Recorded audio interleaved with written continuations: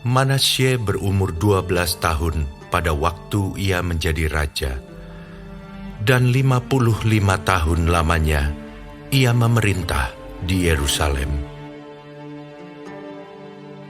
Ia melakukan apa yang jahat di mata Tuhan, sesuai dengan perbuatan keji bangsa-bangsa yang telah dihalaukan Tuhan dari depan orang Israel. Ia mendirikan kembali bukit-bukit pengorbanan yang telah dirobohkan oleh Hizkia ayahnya. Ia membangun mezbah-mezbah untuk para Baal, membuat patung-patung Asyera, dan sujud menyembah kepada segenap tentara langit dan beribadah kepadanya. Ia mendirikan mezbah-mezbah di rumah Tuhan. Walaupun sehubungan dengan rumah itu, Tuhan telah berfirman, "Di Yerusalem, namaku akan tinggal untuk selama-lamanya." Dan ia mendirikan juga mezbah-mezbah bagi segenap tentara langit di kedua pelataran rumah Tuhan. Bahkan ia mempersembahkan anak-anaknya sebagai korban dalam api di Lebak Ben Hinnom.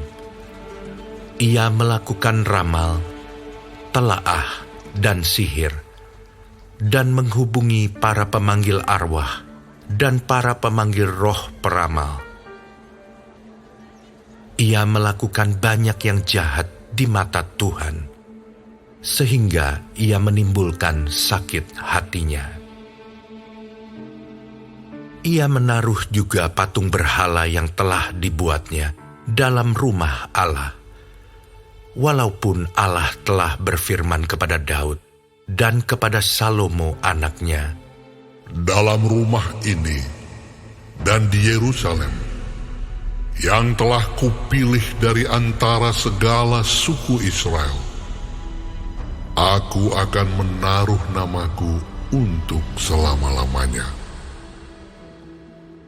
Aku tidak akan membuat pula orang Israel berjejak keluar dari tanah yang telah kutentukan untuk nenek moyangmu, asal saja mereka melakukan dengan setia segala yang telah kuperintahkan kepada mereka dengan perantaraan Musa, yakni segala hukum, ketetapan, dan peraturan."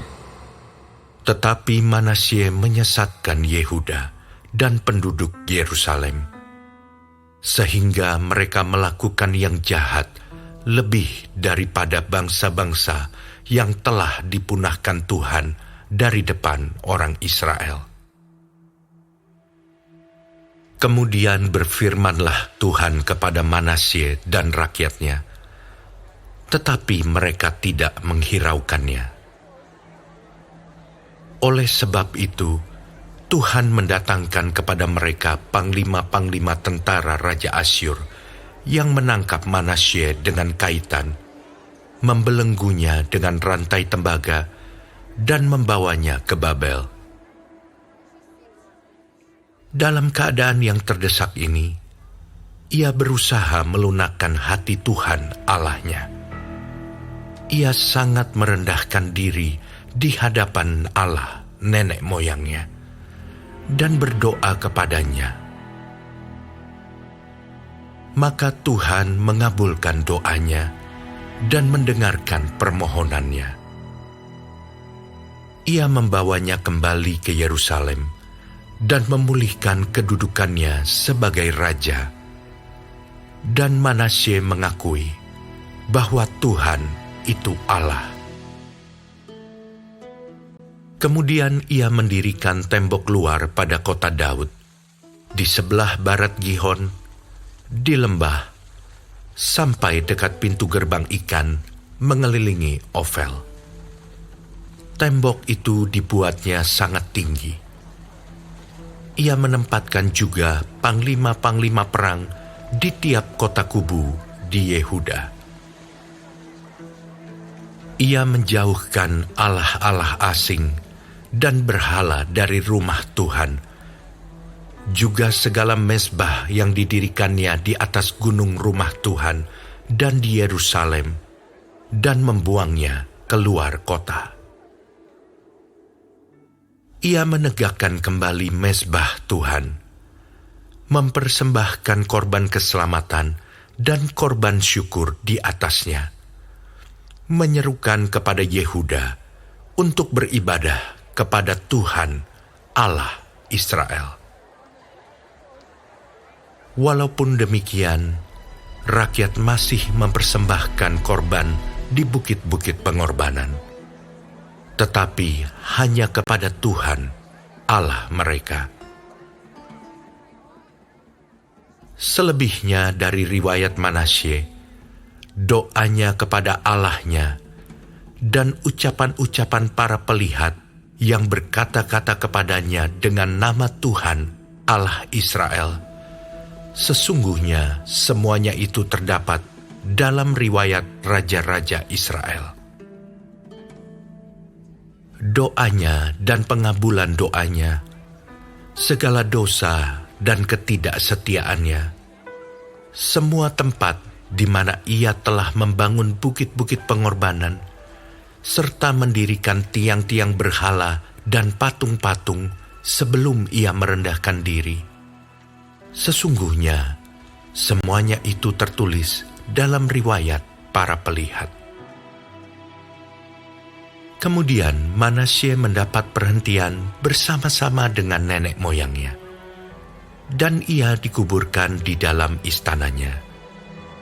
Maka Amon anaknya menjadi raja menggantikan dia.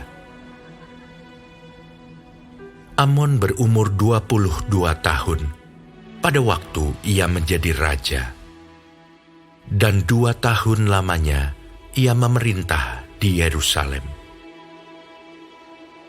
Ia melakukan apa yang jahat di mata Tuhan, seperti yang telah dilakukan Manasye ayahnya. Amon mempersembahkan korban kepada segala patung yang dibuat Manasye ayahnya, dan beribadah kepada patung-patung itu.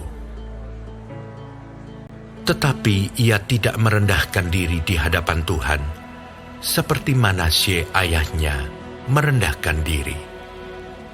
Malah Amon makin banyak kesalahannya. Maka pegawai-pegawainya mengadakan persepakatan melawan dia dan membunuhnya di istananya. Tetapi rakyat negeri itu membunuh semua orang yang mengadakan persepakatan melawan Raja Amon. Dan rakyat negeri itu mengangkat Yosia, anaknya, menjadi raja menggantikan dia.